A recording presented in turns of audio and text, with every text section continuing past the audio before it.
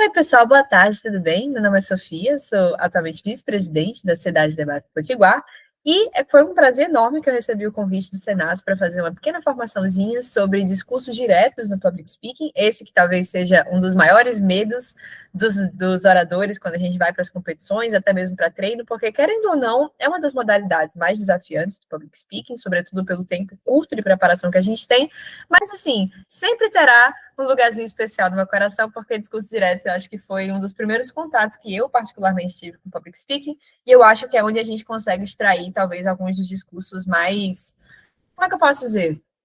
Crus e verdadeiros, e tipo, discursos bem autênticos, justamente por causa do pouco tempo de preparação que a gente tem. Apenas dando boa tarde para quem chegou agora. Boa tarde, queridos, sejam bem-vindos à formação. Eu já fiz breves apresentações, alguns de vocês já me conhecem, outros não, mas eu sou a Sofia, e vamos então para ordem do dia.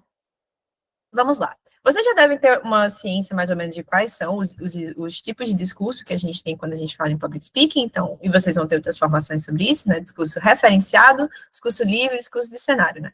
E aí, quando a gente pensa nos tipos de discurso, você tem mais ou menos liberdade para o orador ele pensar como que ele pode trabalhar a sua mensagem, como que ele pode se inserir dentro de um contexto, como que ele poderia, quais são as restrições que são colocadas a ele pela modalidade. A menos restritiva, por óbvio, é o discurso livre, esse aqui, porque não existe nenhum tipo de limitação, você pode ir lá fazer um discurso sobre absolutamente qualquer coisa, particularmente é a modalidade que eu menos gosto, porque eu sempre gosto de ter algum tipo de indicação, algum tipo de direcionamento para discurso, mas muitos oradores adoram discurso livre, porque, querendo ou não, é um dos que a gente mais pode exercer criatividade.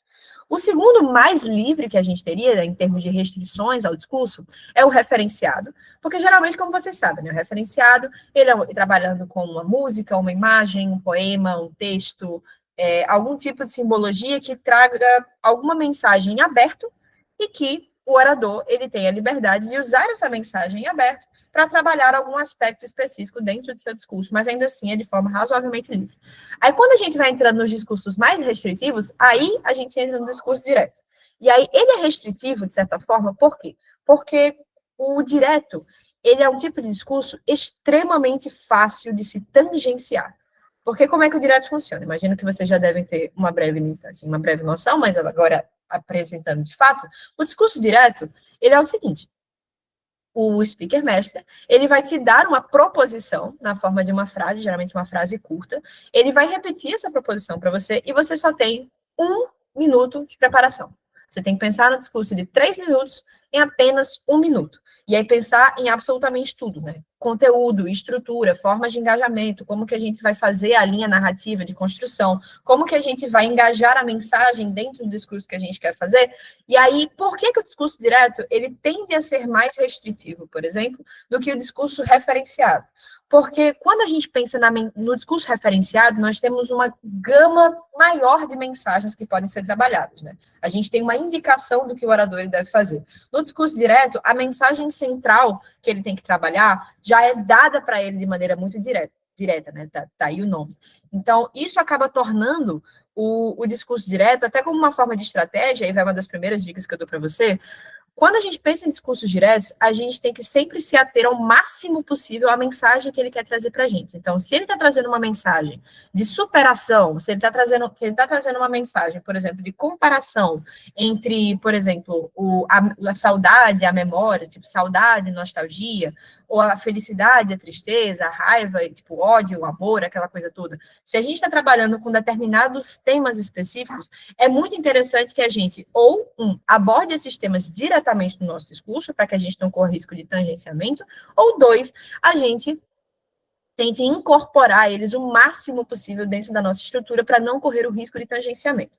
E aí o último tipo de discurso, que é o mais restritivo de todos, é o discurso de cenário, por motivos óbvios, porque no discurso de cenário é estabelecido para você quem é você, né? Qual seria o papel que você estaria se colocando no discurso, qual é o cenário, qual é o contexto, qual é a temática, e muitas vezes até mesmo qual é o tipo de mensagem que é esperada, ainda que geralmente nos discursos de cenário a gente tenda a deixar a mensagem mais em aberto, pelo menos o tipo de mensagem, para que os oradores eles possam ter mais liberdade do que fazer ou não. Então, dito isso, apenas recapitulando, se a gente pensa nos tipos de limitação que a gente impõe aos discursos em termos do que abordar e como abordar, o mais livre, por óbvio, discurso livre, depois discurso referenciado, depois discurso direto, depois o discurso de cenário. Apenas relembrando que o discurso direto, ele não é uma modalidade muito restritiva per si, mas é interessante que os oradores se atenham com mais afinco tanto à mensagem quanto aos elementos que são passados para você por meio do direto. Ah, Sofia, isso quer dizer que se o meu direto estiver falando sobre ondas, ou sobre o céu, ou sobre algum elemento imagético, eu necessariamente preciso incorporar esse elemento ao meu discurso? Não. Inclusive, isso é até uma observação importante, quando a gente está avaliando discursos e o orador, ele se utiliza muito literalmente o que o direto ele passa para você, isso acaba deduzindo um pouco pontos em relação principalmente à estrutura e conteúdo. Por quê? Porque ainda que a gente tenha que se ater muito ao que o direto fala, a gente não precisa, inclusive não é tão encorajado que você se atenha a absolutamente tudo aquilo que está dentro da proposição, né? Tipo, se eu estou falando sobre, por exemplo, a onda que vai, que volta, que vai e quebra na praia e etc., eu posso usar, com essa mesma metáfora, um outro tipo de simbologia. Então, eu posso usar, por exemplo, um relógio, que ele vai e volta, assim, um relógio de pêndulo, etc. Ou eu posso usar em relação ao pôr do sol e o nascer do sol, que ele sempre nasce, se põe, nasce, se põe. Perceba que o que a gente quer que você se utilize e se atenha não é necessariamente a imagem que a gente propõe, que eu digo imagem é o símbolo, né, o material que você utiliza, mas especificamente a qual é a metáfora, qual é a mensagem que aquele direto está se utilizando e como que você se utiliza dela no seu discurso. E aí agora vamos para, acho que talvez a principal coisa do discurso direto, que é o seguinte, tudo bem, Sofia, estou na competição de public speaking, o Speaker Master vai ler meu tema, eu recebi o tema, eu só tenho 1 minuto, o que é que eu faço? O primeiro instinto que a pessoa tem numa situação como essa é paralisar, tipo, meu Deus, e agora?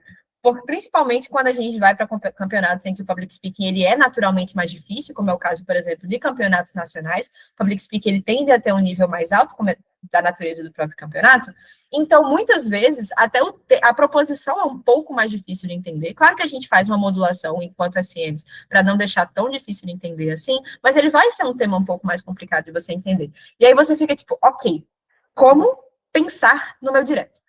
Porque, claro que, assim, existem vários outros aspectos relacionados a tipos de estrutura de discurso, a como incorporar conteúdo, como fazer inflexões, vários outros aspectos que dizem respeito à teoria da estrutura, teoria de engajamento, etc. Mas quando a gente pensa especificamente no discurso direto, quando a gente vai pensar em como fazer ele, existe um tipo de prep que, pelo menos, me ajudou muito desde as primeiras vezes que eu comecei a fazer PS no ano passado, e vem ajudando muitos oradores também, que é o seguinte, porque quando a gente vai fazer um discurso, e é natural, a gente começa pelo início, a gente vai para o meio, e a gente termina o discurso. E o mais intuitivo é que você, quando vai pensar no discurso, você pensa como vai começar, e depois como você vai fazer o meio, e depois como você vai terminar, né? Porque se essa é a ordem que você vai falar, é interessante que essa seja a ordem que você vai pensar, né, para preparar seu discurso. Não. Na verdade, isso tende a ser muito contraproducente, pelo menos na maior parte das vezes que eu tentei, com a maior parte das pessoas com que eu conversei, o que acontece? Quando você pensa dessa forma, primeiro no início, depois no meio, depois no fim, isso acaba complicando mais a sua possibilidade de fazer um direto que seja mais completo, que tenha uma estrutura mais fluida, que não seja circular, etc., que não fique voltando para os mesmos pontos o tempo inteiro. Isso acaba dificultando a sua vida, por um motivo muito, muito simples. Que é o seguinte, vocês concordam que se você vai fazer uma corrida, mas você não sabe onde é a linha de chegada, você tem mais chance de ficar, tipo, dando voltas e se perdendo no caminho e procurando até você encontrar uma maneira de sair daquela corrida? Pois é. Para o discurso direto é uma forma um pouco semelhante. Se você não sabe para onde aquele discurso ele vai, se você não sabe como terminar o discurso, você vai passar a maior parte do tempo dos seus 3 minutos dando voltas, às vezes ao redor dos mesmos pontos, tentando encontrar um caminho, pensando desesperadamente, até você encontrar uma forma de chegar num ponto final. E aí, o que acontece? Isso é bem percebido pelos speaker masters, e isso tende a ser pontuado, assim, desfavorecido, enfim, tende a ser desfavorecido justamente por quê? Porque quando a gente pensa no critério da estrutura do public speaking, a gente tem que entender que é o seguinte, para além da estrutura ter um início, um meio, um fim, existe uma coisa chamada de linha narrativa, é uma linha da estrutura. Eu preciso entender, não só enquanto speaker master, mas também enquanto ouvinte do seu discurso, de onde que você está saindo, por onde que você vai passar para chegar no ponto que você quer chegar. E aí isso tem várias formas, né? Isso pode ser uma linha do tempo, de onde que você sai, para onde que você vai. Isso pode ser até uma própria jornada do herói, que você tem a chamada e depois a jornada para chegar à conclusão. Perceba que eu preciso entender por que você está passando, pelo que você está passando, para chegar onde você quer chegar. Porque se eu não consigo perceber essa linha, se eu não consigo perceber que existe intencionalidade por onde você está passando, isso chega no feedback, eu acho que é um feedback que as pessoas mais recebem quando falam de public speaking, que é, eu senti que o seu discurso ficou muito circular em alguns momentos. E aí, geralmente, você fica tipo, circular, como assim? Como assim ficou circular? Porque é justamente quando a gente não percebe essa linha. É como que em vários momentos você ficasse meio que falando as mesmas coisas sobre um mesmo ponto, e eu não consigo entender simplesmente aonde você quer chegar. E saber onde você quer chegar, em termos de public speaking, é algo indispensável. Não só para estrutura, como também para engajamento. Porque se você perde o seu público durante seu discurso, você perdeu ele, e isso perde bastante engajamento. Só uma pausinha para água, rapidinho. Queridos, inclusive, se vocês tiverem dúvidas, é só levantar a mãozinha, eu abro na hora, certo? Eu só ia pedir para vocês não usarem o chat, porque, como eu estou apresentando aqui, fica um pouco mais difícil de ver o chat, mas se tiverem dúvidas, é só levantar a mãozinha que dá certo. Vamos lá. Então, retomando esse primeiro ponto, resumindo para ficar mais claro, quando a gente pensa na estrutura da forma que a gente pensa em um discurso direto, instintivamente a gente tende a pensar primeiro no início, mas isso tende a ser contraproducente. E aí isso vai no disclaimer, né? De eu trazer logo agora, antes da gente continuar a formação. Isso é apenas uma das formas de você pensar discursos diretos e fazer prep de discursos diretos. Existem várias outras formas, algumas funcionam mais para outros oradores ou não, mas essa forma foi a que eu particularmente uso, foi a que eu ensinei para várias pessoas e a que eu observo que traz mais resultados, pelo menos resultados mais objetivos e mais bem construídos.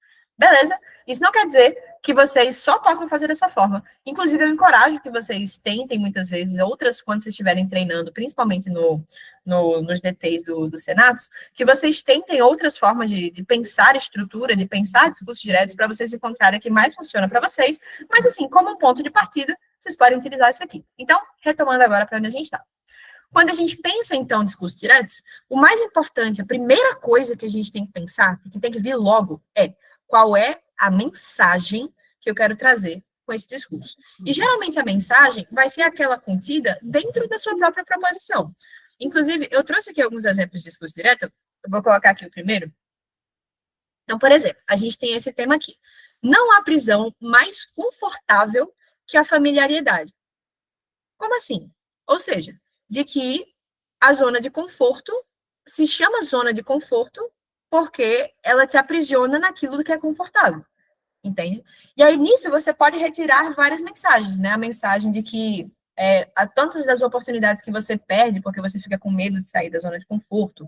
Ou, por exemplo, o quanto que o crescimento, ele dói, mas ele é necessário, por exemplo, a ampliação da sua zona de conforto. Tipo, o quanto que adentrar novas zonas de conforto é importante, mas isso só vem com um ato de coragem. Perceba que você pode retirar várias mensagens diferentes dentro de uma mesma proposição, mas lembrando, utilizando do eixo temático que a gente coloca para vocês nas proposições diretas. Então, a primeira coisa que você pensa quando você recebe o tema é o que é que eu quero dizer no final do meu discurso. Não literalmente o que é que eu vou dizer, mas qual é a mensagem final do meu discurso. E aí você vai. Entenderam? Beleza. Dito isso, veio aqui a mensagem. A mensagem, no caso, vai ser a primeira coisa que você pensa. Depois, você vai passar para o conteúdo do seu discurso. E aí, geralmente, eu já vi muitas pessoas perguntando, tipo, Sofia, o que é de fato conteúdo? Porque, por exemplo, às vezes eu trago exemplos de, tipo, coisas da vida, coisas da escola, universidade, trabalho, etc. E o Speaker Master disse que eu não usei meu conteúdo suficiente, mas eu trouxe, tipo, exemplos no meu discurso. Então, o que seria o conteúdo, propriamente? Imagino que vocês já devam ter um pouco de noção, mas pensem, que o conteúdo, ele é uma ferramenta narrativa para você fazer um paralelismo entre o que você está dizendo para a sua plateia e a mensagem que você quer chegar. O conteúdo é simplesmente uma maneira de fazer a ponte entre você que está falando e a pessoa que está escutando, seus ouvintes. Por isso que o conteúdo, e sobretudo quando a gente fala em discursos diretos, é preferível que ele seja algo que as pessoas se identifiquem. Por quê? Porque se o conteúdo ele for algo muito nichado, muito específico, que as pessoas não têm muito contato, você pode até tentar usar. E se você conseguir usar bem, você pode até ganhar bastante ponto de conteúdo. Mas como você tem pouco tempo de preparação, a chance de isso dar errado é muito alta. E eu digo isso por experiência própria. Uma vez eu estava numa competição e eu tentei fazer um discurso direto sobre uma série que eu via, uma animaçãozinha que eu via quando eu era criança, que eu era absolutamente apaixonada por essa animação, mas aí eu descobri que quase ninguém viu essa animação, e quando eu falei muito dela, os SMs ficaram olhando para mim, tipo, eu não sei o que é isso. E ninguém da plateia sabia também. Então, ainda que aquilo fosse importante para mim, Sofia, não necessariamente aquilo era importante ou ressoava ou possibilitava a ponte entre o que eu estava dizendo e a minha mensagem para o resto da plateia. Então, quando vocês pensam em conteúdo, é interessante, principalmente quando a gente pensa em discursos diretos, que esse conteúdo seja familiar, que exista familiaridade entre você, o conteúdo, e o resto da sua plateia. Por isso que vocês escutam muita gente, quando é discurso direto, falando sobre vó, falando sobre família, falando sobre escola, namorado, amores, perdas, bicho de estimação. Por quê? Porque todos esses, eles são elementos que são familiares. Familiares para o orador, familiares para os speaker masters e principalmente para o resto do público. E aí, isso facilita o uso do seu conteúdo. Por quê? Porque facilita a função final dele, que é te auxiliar a fazer a ponte emocional entre o que você está dizendo e a plateia.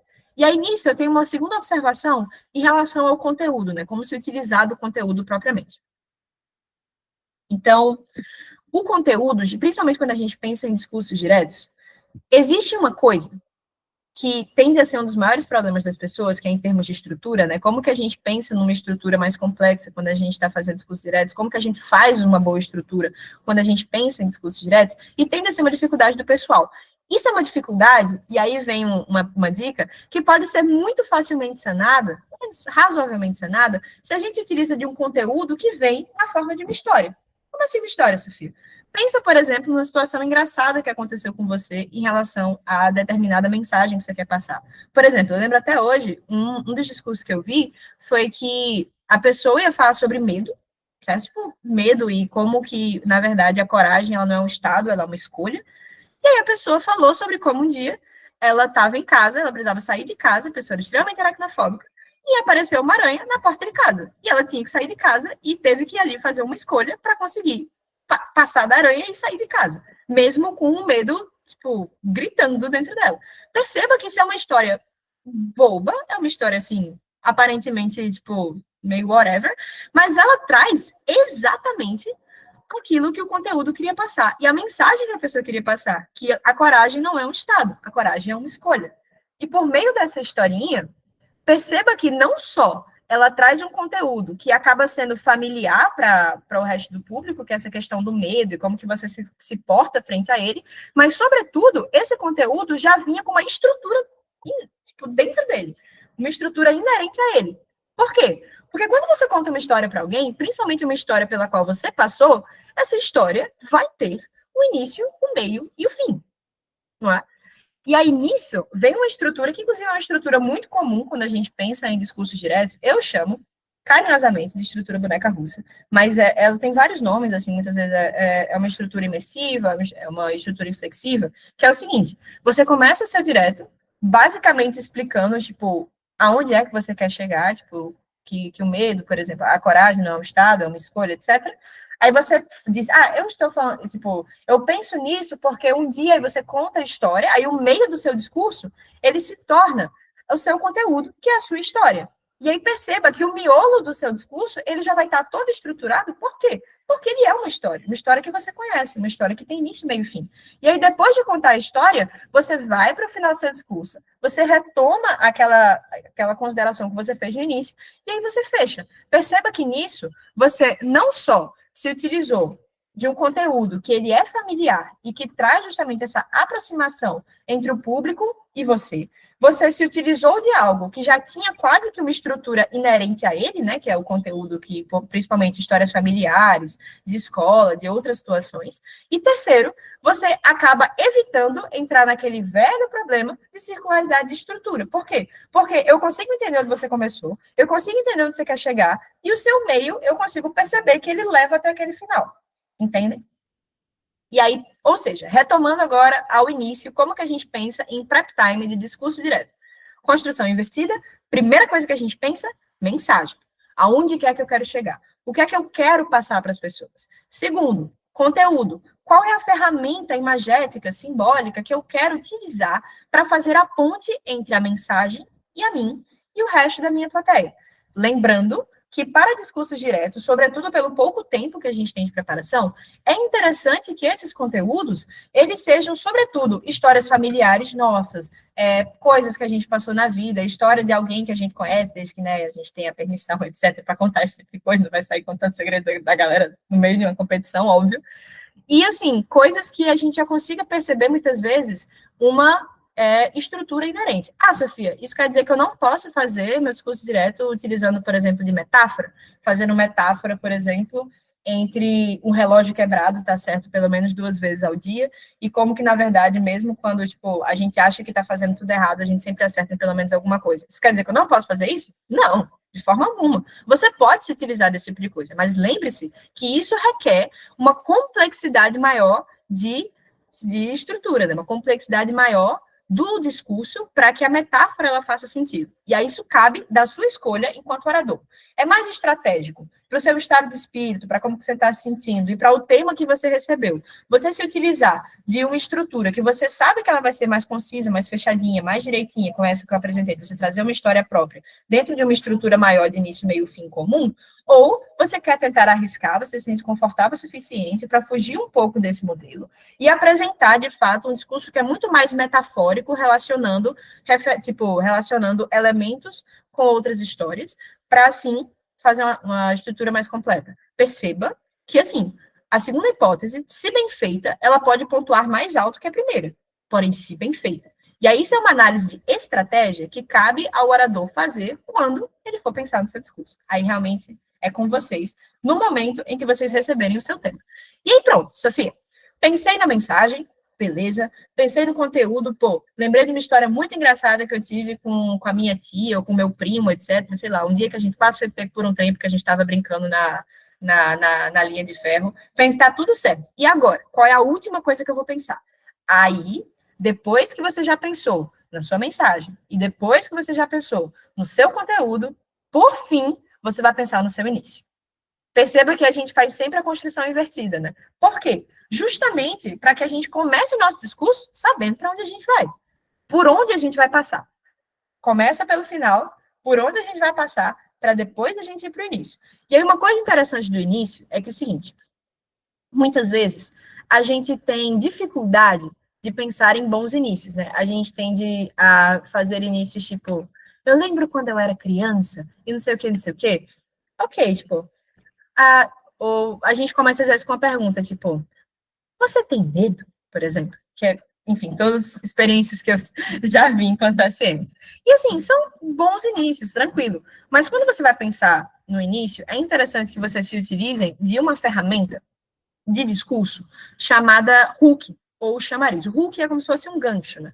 E aí, o que é o hook, ou chamariz? Ele tende a ser uma frase ou algum sinal que você faz, tipo, algum gesto que você faz, uma referência que você se remete, etc., justamente para que ela possa servir como, no final do seu discurso, algo que vai tornar, meio que, fechar o seu discurso direitinho. Por exemplo, teve uma vez, no primeiro Mandacaru, nesse caso é um discurso referenciado, mas que cabe trazer aqui também, porque se utiliza especificamente do Hook.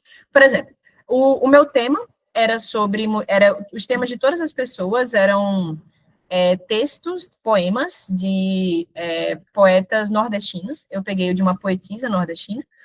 E aí eu fiz o meu discurso sobre mães nordestinas, né? Tipo, as características específicas e aquilo que a vivência que a gente tem com mães nordestinas. E aí o que é que eu usei como hook? O que é que eu usei como chamariz?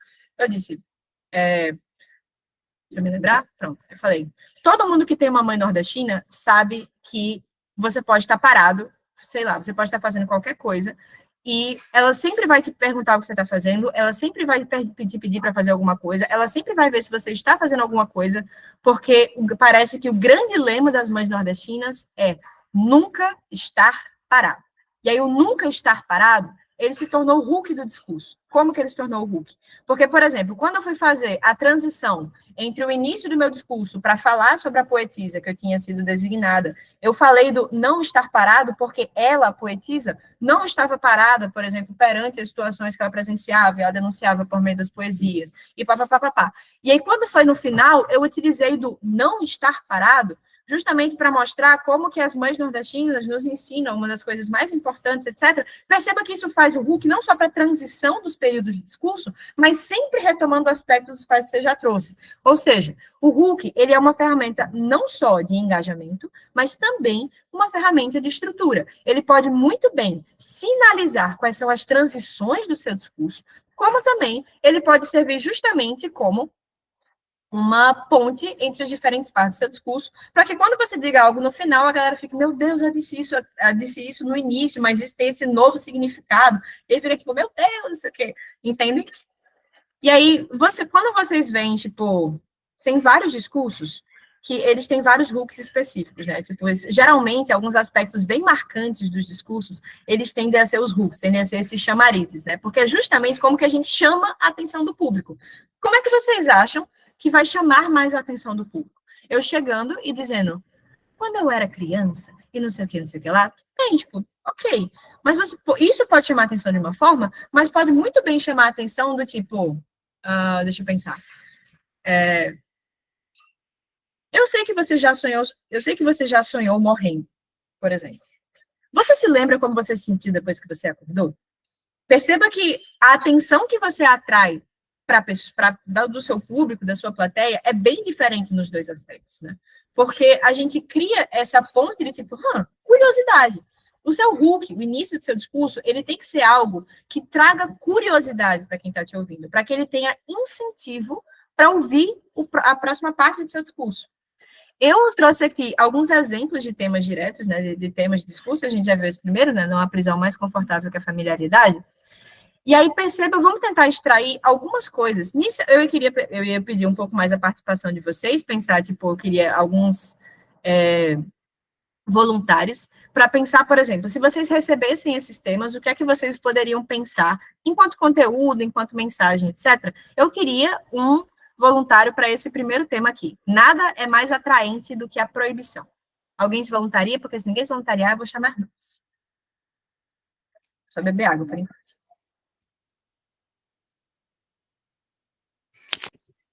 Eu posso tentar fazer ele. Eu também, que eu tô com fone meio paraguaio, mas eu posso tentar. Não, sem problema.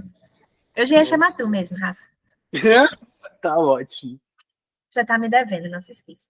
Vamos lá, Rafa. Vamos lá. Nada é mais atraente do que a proibição. Recebendo esse tema, o que é que você pensaria de mensagem para ele? Eu acho que a mensagem que eu gostaria de passar em um discurso baseado nesse é a ideia de que... Quem fizer ganhar um segundo mais de tolerância... desculpa, calma. Acho que a mensagem que eu gostaria de passar nesse discurso seria essencialmente essa ideia de que a gente... de que existe uma coisa gostosa, quase que um fetiche, de certa forma, naquilo que a gente em um primeiro momento, impelido de fazer, ou uma barreira que a gente é inibido de cruzar, sabe? Existe algo de gostoso, existe algo de delicioso nessa coisa da transgressão, da possibilidade da transgressão. Tudo bem. como é que você sintetizaria essa ideia em uma mensagem? Porque pensa que a mensagem, ela tem que ser quase que um direcionamento, né? E aí, isso, inclusive, tu me lembrou de uma coisa muito importante que eu tinha esquecido de trazer antes, né? Que é uma coisa chamada CTA. Sofia, o que é o CTA? O CTA se chama Call to Action, é como se fosse a chamada à ação, que a gente coloca no final do nosso discurso para não só dizer algo para o público, mas dizer o que é que ele tem que fazer com essa mensagem. Então, por exemplo, Rafa, tu traz essa mensagem de que, tipo, existe algo atraente, existe algo que nos chama sobre aquilo que é inicialmente proibido. E aí, por exemplo, a sua mensagem, junto com o seu CTA, poderia ser, por exemplo, vá mesmo, tipo, às vezes, tipo, existem linhas que foram feitas para ser cruzadas, regras foram feitas para ser quebradas, vá mesmo, vá com tudo. Ou, tipo, resista à tentação, seja prudente, não sei o quê. Perceba que perceba que você trabalha dentro da mesma temática, mas você dá um direcionamento do que fazer com o seu discurso. Sim. Entende? Por exemplo, nesse aqui, como é que você daria um direcionamento para a plateia? Tá, deixa eu pensar aqui.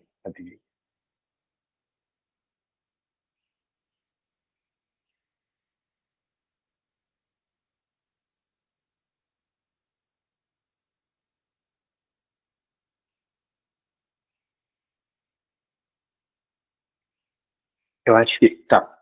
Me dá mais um segundinho, rapidinho.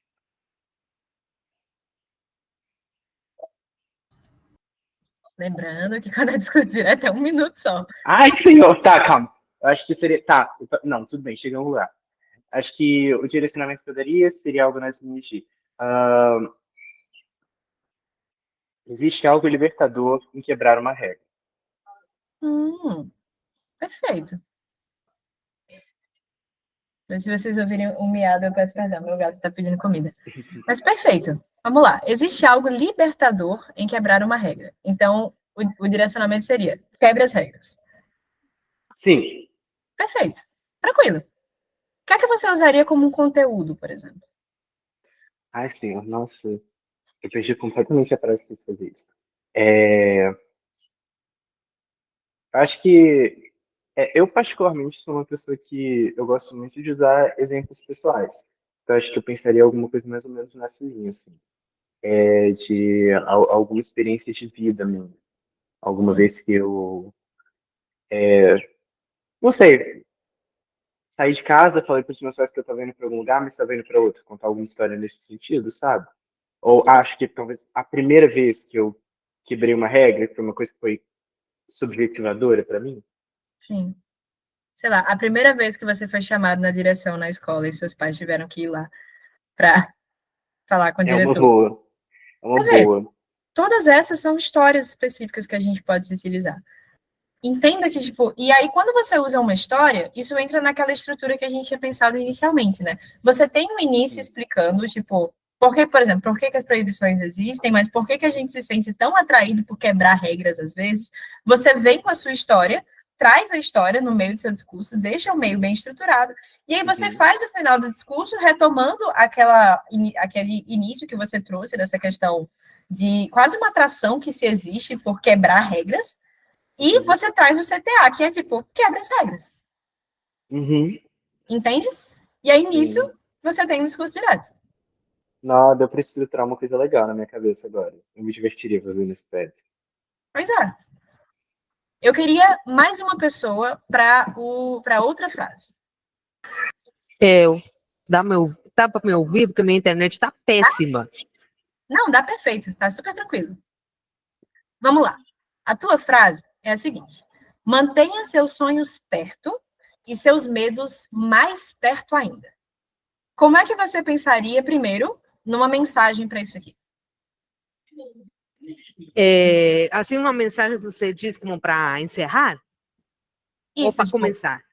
Não, a mensagem que é justamente aonde que você quer chegar no seu discurso. Qual é a reflexão final que você quer que seja feita junto com o CTA?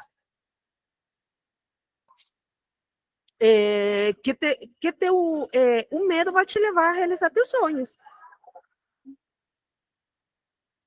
Teus medos vão te levar para realizar teus sonhos. Interessante. Então, um possível CTA seria, por exemplo, não, tipo, não suprima seus medos ao pensar em seus sonhos. Ou não esqueça que seus medos fazem parte dos seus sonhos. Talvez. Esse aí gostei mais. Perfeito. Esse E aí, o que é que último eu você gostei usaria mais. como... Tranquilo. O que é que você usaria como conteúdo aqui, por exemplo? Eu usaria como conteúdo, você vai se familiarizar talvez com isso aqui, mas eu exaltaria o que o medo provoca nas pessoas e como isso pode te levar a realizar teus sonhos. Tranquilo. Mas, tipo, o que é que você usaria como ferramenta imagética para isso? Você usaria, por exemplo, uma metáfora entre por exemplo, o mesmo, digamos, o mesmo fogo que pode, tipo, destruir um carro é o fogo que faz com que ele continue andando no seu motor, por exemplo? Algo assim. Pronto. A gente tem várias ferramentas que a gente pode utilizar, como eu falei, metáforas, alegorias, histórias pessoais, tudo isso para que a gente pegue a essência do que a gente quer falar, que é o que você disse aqui, como que o medo faz as pessoas fazerem coisas, e transformar isso de uma maneira mais ilustrativa, mais representativa, entende? Até para atrair a atenção das pessoas. Porque aí nisso tem até um aspecto importante, que é o seguinte, public speaking, isso, inclusive, eu vou falar nas dicas gerais no final.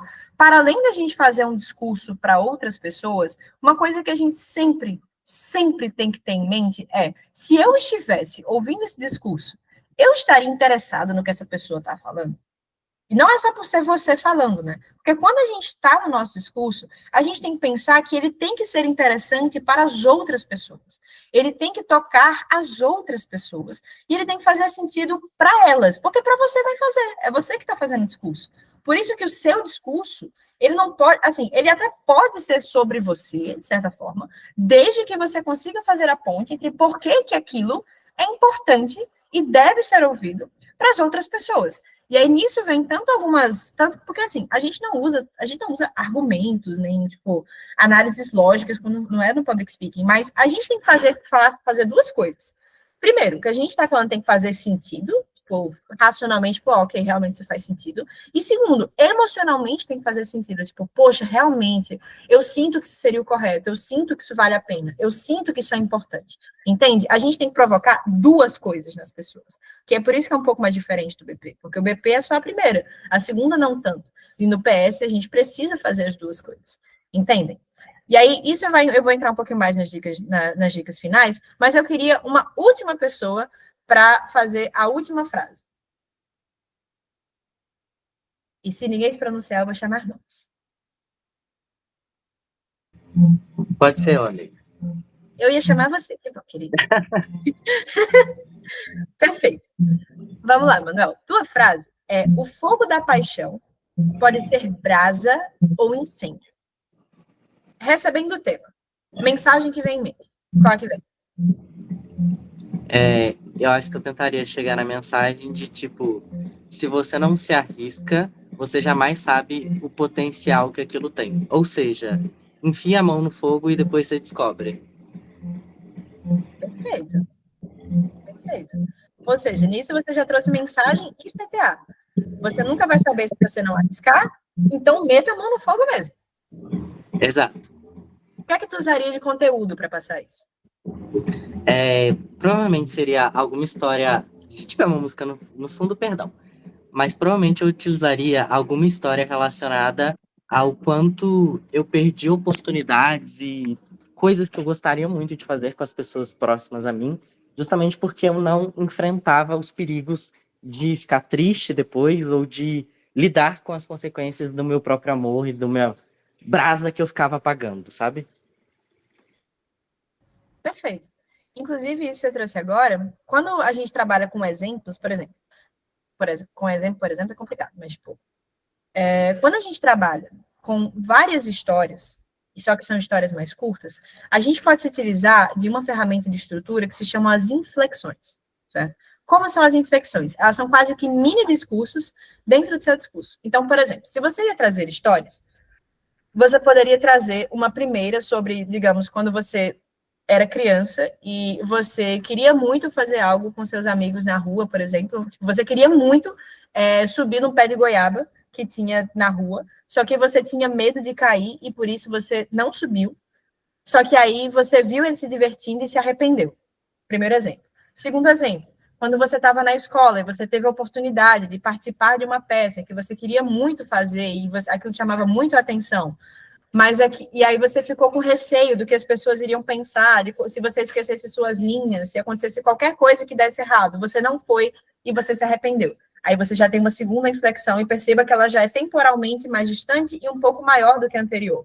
Aí o terceiro exemplo, que já no máximo a gente trabalha com 3 para não ficar muito lotado, sabe, o discurso. Aí no terceiro, você poderia falar, por exemplo, quando você chegou na universidade e você teve a oportunidade de você conhecer uma pessoa e aquela pessoa te fazia muito feliz, você sentia muito bem com ela, e você sentia que poderia ter algo especial com ela, mas você ficou com muito medo porque vocês eram ambos calouros e tinha muita coisa acontecendo, você tinha medo daquilo ser algo muito do momento, e aí você se afastou e você se arrependeu. Perceba que nisso você pega a mesma mensagem do ter medo e se arrepender depois, em 3 momentos diferentes, temporalmente afastados, e cada um com uma dimensão maior do que o outro. Isso são inflexões, também são formas da gente trabalhar o miolo do nosso discurso e deixar ele bem estruturado. Inclusive, quando a gente está avaliando discursos e a gente percebe que a pessoa se utilizou de inflexões, a gente fica tipo, opa, bom, porque isso traz uma complexidade maior para o seu discurso. E claro que, se a gente pensa em discurso direto, é mais difícil fazer uma estrutura complexa, porque você tem menos tempo, é pouco tempo para você pensar numa estrutura muito complexa. Então, isso viria muito mais com a prática. Mas perceba que também é possível. E aí, maravilhoso, cara, por exemplo. Muito obrigada a os 3 que participaram. Vamos, então, assim, caminhando para o final da nossa formação, para algumas últimas dicas gerais, uma breve recapitulação de tudo que a gente viu aqui. Vamos lá, queridos. Primeira coisa, exercício de empatia. É aquilo que eu falei, o public speaking é uma coisa que eu já conversei isso com várias pessoas, já falei isso com o Vidigal bastante também, é que o public speaking é uma das modalidades que mais te força a se colocar no lugar do outro, por essência da modalidade. Você precisa entender como que o outro pensa, como que ele reage, como que ele se identifica, com o que ele se identifica, como que ele recebe a mensagem. Tudo isso são coisas que o orador ele tem que ter em mente na hora de fazer o seu discurso. Ou seja, pensar em public speaking é sempre pensar no outro, como o outro reage, como o outro recebe, como que o outro ele vai ser impactado. Por isso, que ainda que nós possamos fazer PS sobre a gente, sobre as nossas histórias, mas é sempre pensando em como que aquilo pode fazer uma mudança para outra pessoa. Então, ter sempre o outro em mente na hora de fazer o discurso, a todo momento, é algo que faz uma diferença gritante quando a gente fala de public speaking. Segunda dica, observação e aplicação. Pessoal, public speaking, e aí eu vou ser muito sincera com vocês, é muito sobre você observar coisas na sua vida, coisas na vida dos outros, metáforas, tendências, tudo isso porque muitas vezes as analogias mais brilhantes, ou, por exemplo, os discursos mais marcantes, eles vêm da correlação de coisas muito simples, entende? São ligações, são conexões que muitas vezes nunca tinham sido feitas ou nunca tinham sido notadas com tanta forma, e você traz isso sob uma nova luz e aquilo ganha todo um novo significado. Então, public speaking, para além de treino, é muito sobre observar você, os outros, o cotidiano, as coisas, as metáforas, e a partir disso você construir discursos. Ótimos discursos, eles nunca vão surgir do vácuo. Ele sempre surge de um conglomerado de experiências que você se permite ter e de você observar essas experiências com um olhar crítico, não crítico de criticar, mas crítico de perceber quais são as nuances de mensagem, as nuances interpretativas, ou as nuances próprias que a gente pode retirar desse tipo de discurso, desse tipo de situação. E, por fim, intencionalidade. Cara, quando a gente pensa em public speaking, e eu sei que eu estou usando isso muito, quase como que uma inflexão, mas quando a gente fala de treinar public speaking, a gente pensa muito em vamos nos juntar, vamos pegar vários diretos, vamos treinar várias coisas, e assim a gente está treinando PS. Sim, vocês estão treinando PS. Mas só que, geralmente, os melhores oradores, e os oradores que assim mais se imergem na categoria mesmo, eles estão o tempo todo pensando, quando eles se utilizam da fala, como que eles poderiam tornar essa fala mais clara, mais engajativa, mais estruturada, mais bem, como é que eu posso dizer? Mais agradável de ser ouvida propriamente, entende?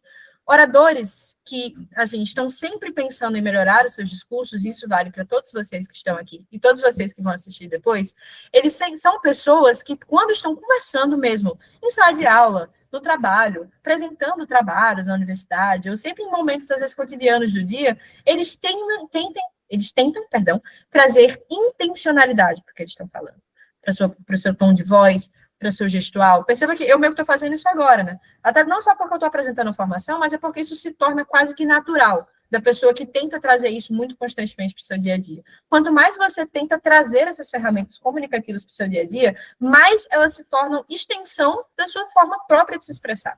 Isso vai facilitando, não só em termos competitivos, mas em termos de compreensão de comunicação no geral. Então, esse é o último ponto da intencionalidade.